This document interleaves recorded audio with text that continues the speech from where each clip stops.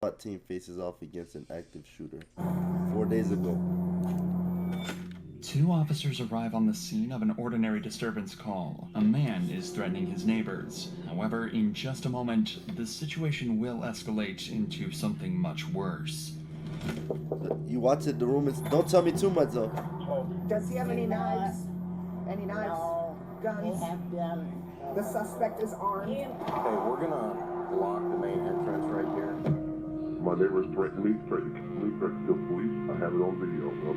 We have deployed a SWAT team en route. Oh my god, look how many cops. Step out slow! Shot out. Move, move! Oh, this is crazy. On March 11th, 2024. No, that's good. That's a good peaceful teaser. morning descended into chaos in Steel Creek, Charlotte, as one man began a campaign of terror that has put an entire neighborhood in danger. But to understand how police got this schizophrenic man under control, we need to take a look at every tactic and technique the SWAT team used throughout the 30-hour standoff. 30 hours? 6:45 a.m. on Saturday morning, when Ty walked into his front garden, megaphone in hand, and threatened to kill his neighbors on Briar Fork Drive. The clock started immediately when 911 started receiving calls from some of those neighbors. My neighbors threatened me, threatened to kill me, threatened to kill police. I have it on video. We're scared. Okay, and when you say he's threatening you, did you do it in person, on the phone? What Yeah, is he? phone with a megaphone. He's out in front of his yard. Damn. Charlotte 911. I need police. I need to file communicating threats report. I'm working with CMPD crisis response team, and our neighbor is threatening us currently. Community Policing Crisis Response Team helps mediate disputes between neighbors and can often settle arguments without having to call 911. They specialize in people who have behavioral problems or those with substance abuse, and they've been involved with Ty on no less than 13 other occasions after his threatening behavior towards his neighbors. Unfortunately, this situation is much too serious for the CMPD this time, and the police have to step in for what will be their 47th interaction with Ty. He's at the door. 47? Megaphone yelling. He's crazy. Here we go. Good morning. Ron has a warrant for his arrest. I don't know because I'm telling you. We have to take him. He has a warrant for his arrest. Does he have any knives? Any knives? No. Guns? They have guns.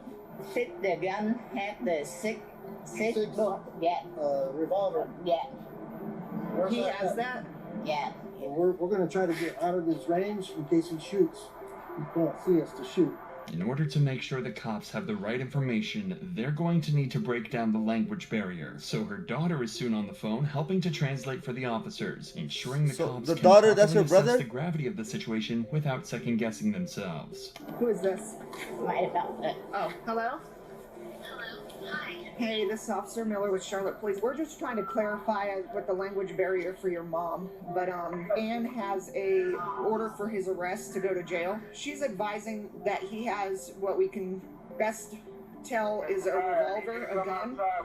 So the mom already knows that he will kill them. I just want to confirm that he does have that with your mom. If you can ask her if he does have a gun. Yes, of course. All right, go ahead. She says that he does have a revolver in his room. Does he have bullets in the revolver? Is it loaded? She was trying to explain another possible weapon, and I couldn't understand what she was saying. So can you ask her if he has any other weapons? He has a baseball bat. And what kind of She's dog probably does he stressed have? out right now too. That's crazy, whoa.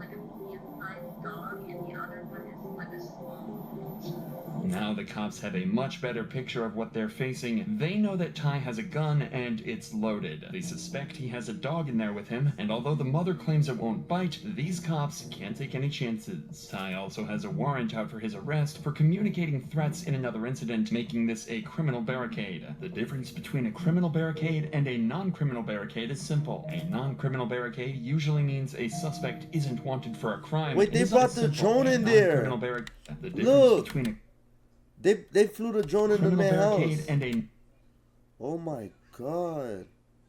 Non-criminal barricade is simple. A non-criminal barricade usually means a suspect isn't wanted for a crime and is often a case of a suicidal suspect. A criminal barricade means the suspect is wanted for a crime, is a possible danger to others, and needs a drastically different approach. These cops don't have access to the resources this kind of response will need, and SWAT is called in to take over this standoff. SWAT has an arsenal of armored vehicles at their disposal, as well as riot shields, expert negotiators, and specific training to deal with this exact kind of situation. But just because SWAT has been called doesn't mean the negotiations stop there, as police continue to try and convince Ty to hand himself in while they wait for the team to arrive. Mr. Ty. A 2W video. Police department. We're outside. He broke the drum. Mr. Ty, I need you to come outside. He broke the drum? We're not going anywhere. We need you to step outside with your hands up. Ty already has a warrant out for his arrest for communicating threats in another incident, and police Where you seen him break the drum? highly strong, potentially violent, and extremely in the beginning of the video? If they're going to talk him out of the house, they're going to have to convince him there's no danger. It would help me understand this a lot better if we were talking face to face. Ooh, are you gonna kill me? No, that I'm not. Are you gonna put me in handcuffs? Yes, I will have to put you in handcuffs. And then you're not gonna let me back into my house. You're gonna take me somewhere far away. Listen, you do have a warrant. Yes. For communicating threats, okay? That's why we're here. Yes, and I can change my identity. We have to serve that warrant, okay? That's just me. My name is King Ty. I'm not in the business of lying, okay? I don't want to lie to you. I don't want to steer you in the wrong direction, all right? The trouble that you're in is very minor, okay? It's not a big deal. By reassuring him that he won't be hurt if he surrenders, the negotiator can try to prevent the situation escalating, or even turning violent. During negotiations like these, police will try to de-escalate the situation and keep the suspect as calm as possible. But in this case, Ty seems so unhinged that there's no way they can make him see reason. If things deteriorate any further, it's possible Ty might make good on his threats, and this situation could turn deadly. Nobody wants to kill you, I promise you that. I do not want to harm you, and no officer out here wants to hurt you. That I can promise you. Take me alive. No matter what you do, you got to. Nobody wants to harm you, and we don't want you to harm yourself, all right? This is war, dude. You broke my door.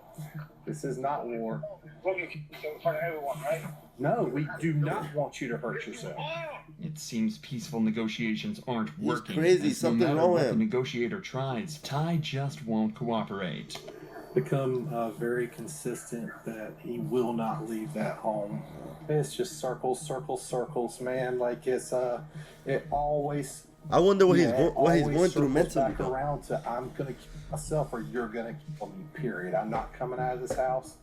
I'm gonna die today. With Ty armed, barricaded in his house, and threatening to kill people, the police need to keep him calm and de-escalate the situation until backup arrives. Shortly afterwards, the SWAT team finally arrives at the scene to bring this standoff to an end.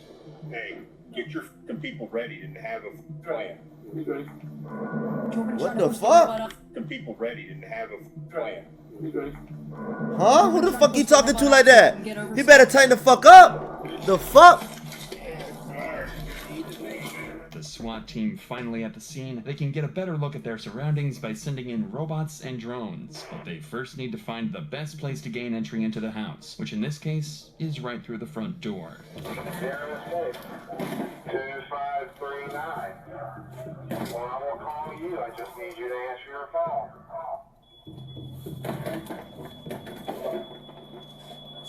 This is very important. Nobody is here to hurt you. We are only here to help. Your mother's worried about you. And we are here to make sure that you get the help you need. By breaching the door, the SWAT team is trying to see inside the house. If Ty isn't willing to negotiate, then SWAT may have to force their way inside and face Ty in his own home. But this just agitates Ty further, and he closes the door in defiance. Once again, SWAT has no idea what's waiting for them inside, so they decide to break down the door again. Only this time, they intend to rip it right off its hinges. Although this has made it easier for SWAT to enter the house, the negotiator's job is about to get even harder, as breaching the door has only agitated Ty further, and this standoff is threatening to spiral out of control. I want you to myself. I'm not gonna be here and be cut off by some goddess who I don't even give a about. Damn. Leave me alone. Let me control the voice. Literally, the voice is controlling me, man. You are stronger than that. Oh, he has the devil inside of him. You control the voice. Oh, he has the devil inside of him. I have faith that you can control that voice, okay? Okay, then let me do it. Nah, I'm just gonna myself and get this voice out of my head and go to heaven. No, don't let that voice win. I have no control over my mind, dude. I'm telling y'all, I'm under mind control for that. You are Damn. stronger than that, okay? That's sad. You can do it, and we can help you. This could be some kind of manic episode Ty is experiencing, as he's definitely not of sound mind, especially when he's talking about voices controlling him. I would have been like, bro, we're here to help you with that voice because bro, he don't know how to communicate, Will. I would have been like, we're here to help you with that voice because we know you can't do it on your own. You're stronger than the voice. We're here. Let's do it. Let us help you. See, bro right there. He's angry that his mother's front door has been destroyed, and the cops know that we're going to get you a new door. Don't worry about the door. But right now, the voice is taking over you, so we have to go in there and help you. they've made him mad. Their priority is to try and de-escalate the situation, so they try and convince him they'll fix the door after he... Oh shit, just like me! But Ty's reaction is not what the cops were hoping for. I spent an hour telling you that was going to happen.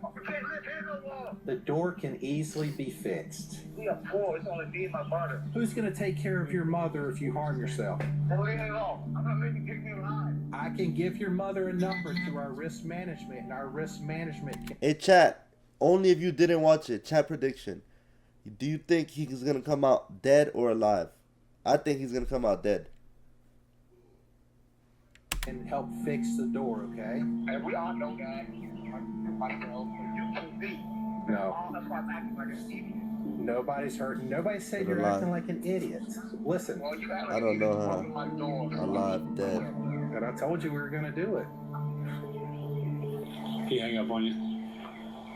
We're now 5 hours into this standoff, and the house is completely surrounded. On the sidelines, police are trying to obtain an involuntary commitment order. These are issued to individuals who are experiencing mental health problems that impair their ability to reason. This would be the third time Ty has been issued with an involuntary commitment order, but despite how serious the situation is, they still can't enter the house without a search warrant. This is often a long process, but in this case, it only took a couple of hours after convincing a judge the warrant was absolutely necessary to help bring this standoff to an end. So now, 8 hours into this standoff, and with the search warrant in hand, SWAT started their meticulous operation to clear any obstacles from their path, a process they call tactical breaching.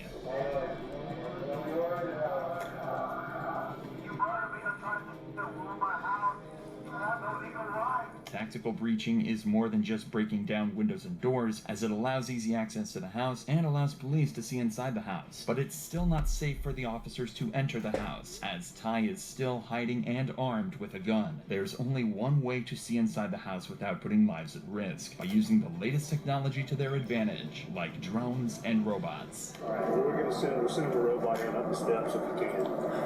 Run all the time. I'm in the living room, so I had to go through the garage. Okay, alright, sir. Well, we'll get the drone up. So this is what the living room looks like. Police robots have been around for decades, but are limited to low ground. With Ty hiding upstairs, police need to utilize one of the newer members of the team, the drone. First developed for military purposes, drones have become increasingly more popular with police departments all across America, just like here in Charlotte. I'm doing what I can to push my way through.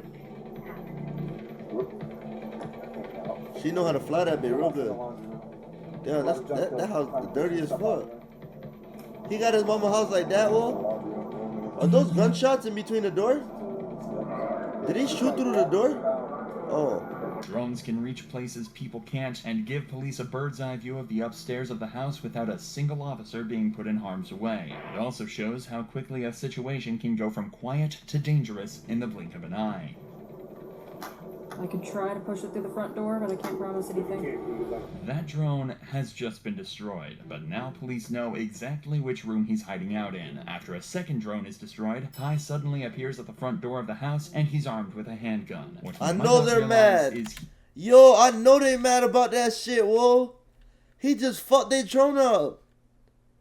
Bro, that's like a $15,000 drone Suddenly right there, appears bro. at the front door of the house, and he's armed with a handgun. What he might not realize is he's in the targets of several sharpshooters, who are scattered around the area with various views of the house, ready to fire if Ty presents a threat to them, their fellow officers, or anyone else in the area. He's trying to put the door back up, it looks like.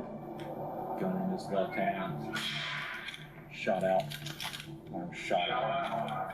He went back up the steps. That was just a warning shot, after one of the sharpshooters perceived Ty to be a genuine threat. But the warning shot did its job, and Ty retreated back into the house. After he returned upstairs, he called 911, initially claiming he'd been shot. It turns out he was lying, but during the same call, he told police he was no longer on Ty and had become Lucifer. Oh my god, the demon is in I him. saw the police shot a person because he was holding a gun and pointing at police. And the police shot him, he's dead. I need to make a police report. Okay, well, where are you at so we can make that report? I'm in heaven. Oh, okay. I'm a ghost. Yes, my name is Lucifer. This was one of 4 different personalities he's taken on over the course of this standoff, and in order to keep him talking, police will play along and call him Lucifer. But any hopes that they have of ending this standoff before nightfall are slipping away, as negotiations What? come This to is a standstill. movie. This is Lucifer. Can I help you? Lucifer, Yeah. this is Hong. You okay? I know you are. Yeah, I'm an angel of God from the Father. Okay. I want to help you, Lucifer. Lucifer, where are you? He went upstairs and called you up for help. Ty may be in need of the kind of medical help that these cops can't give him, but that doesn't make the situation Oh yeah, by the way, any less he's dangerous. abusive It's and weird. now 10 hours into this standoff, and the His name tactical is breaching Lucifer? continues. 2 vehicles in the driveway are removed to prevent the suspect from making a quick getaway, and more windows are breached around the house as the standoff goes into the night, where Ty continues with his bizarre They exchanges fucked his with mom's house up, bro. negotiators.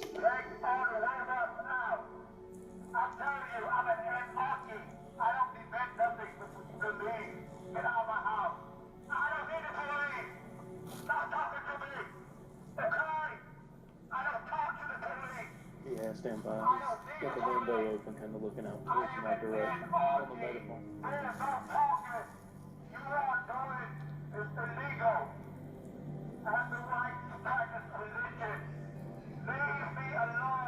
This incident has now been going on for over 13 hours, and tactical breaching has removed most of the doors and windows. Negotiations continued into the next morning, but they couldn't get Ty to give himself up. So SWAT turned to their arsenal of other tactics to continue the effort to bring this standoff to an end peacefully, including the smoke grenade. Alright, you ready? Move.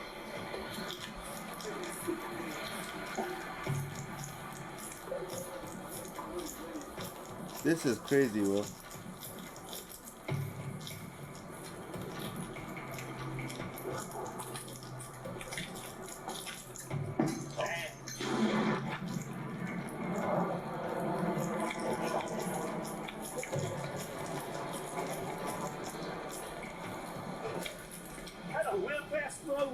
Smoke grenades can help create a visual barrier and disorient a suspect. The sudden, sharp sensory overload can lower the suspect's will to resist and encourage him to surrender peacefully. But the SWAT team isn't done yet and decides to enter the house to cut the power off. Alright, good? Yep. Alright, move, Shell.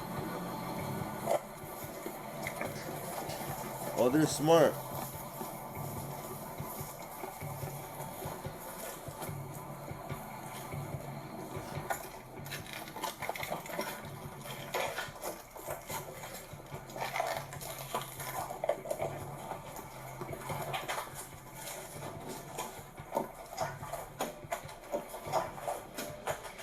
This tactic serves 2 purposes. Firstly, it solves some of the safety concerns, as electrical equipment and lights will be deactivated to prevent accidental fires or explosions, especially when the suspect has firearms. With the house now a complete wreck, a small fire could prove disastrous and engulf the whole house in minutes. Cutting the power also adds psychological pressure, as removing electrical equipment the suspect may be using could leave them feeling isolated and alone, especially during the night. But despite their best best efforts, Ty refused to leave the house at all, and it was starting to look like this standoff might never end. But then, at 1:18 p.m., an hour after they cut the power, Ty was seen coming downstairs. This is the moment SWAT tried to bring this standoff to an end with the help of OC powder chemical munition, better known as tear gas. The effects of tear gas on the body included unbearable burning sensation in your eyes, nose, and on your skin. This is exactly the kind of experience that was waiting for Ty if he went back upstairs, where they've just fired it. For the first time since this 30-hour standoff began, this prompted Ty to come out of the house and confront SWAT face to face. Police will always try to achieve a peaceful resolution in cases like these, but as they have been for the last 2 days, they'll be ready to shoot if Ty opens fire. I got you, I promise. You're good, come on. Yeah, stay on the phone. You can stay on the phone, come to us, come on. No, come on, you're good. Come on. Come on, sir, I got you, come on. They should have been done Be that. careful, you're good, come on. Yep, yeah, come on, you keep walking, you're good. Bring the dog with you. Come on. Oh, we're not, brother, come on. Yeah, your dog's good. Come on. Okay, yep. Hey, I'll take over verbal so you can make a call on the other side. Keep coming to us. We're not going to shoot you. You keep coming to us. You're doing good. You're fine. Keep walking towards us. Keep your hands ready. You're good. Why does You're he good. have, We see your dog.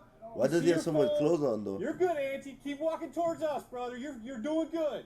Can we move? He's facing away. Bang him and move. Yeah. Move. Get on the ground. I'm coming. Don't shoot my dog. I'm coming. Don't shoot my dog, please. I'm coming. Oh, so he's alive. That's the handgun he'd been concealing in his clothing and could have been used at any moment. This is a perfect example of a SWAT team who did everything by the book and achieved their goal of a peaceful arrest. It may have taken 30 hours for this to end, but by choosing the right moment, they brought this neighborhood's ordeal to an end, with only one bullet fired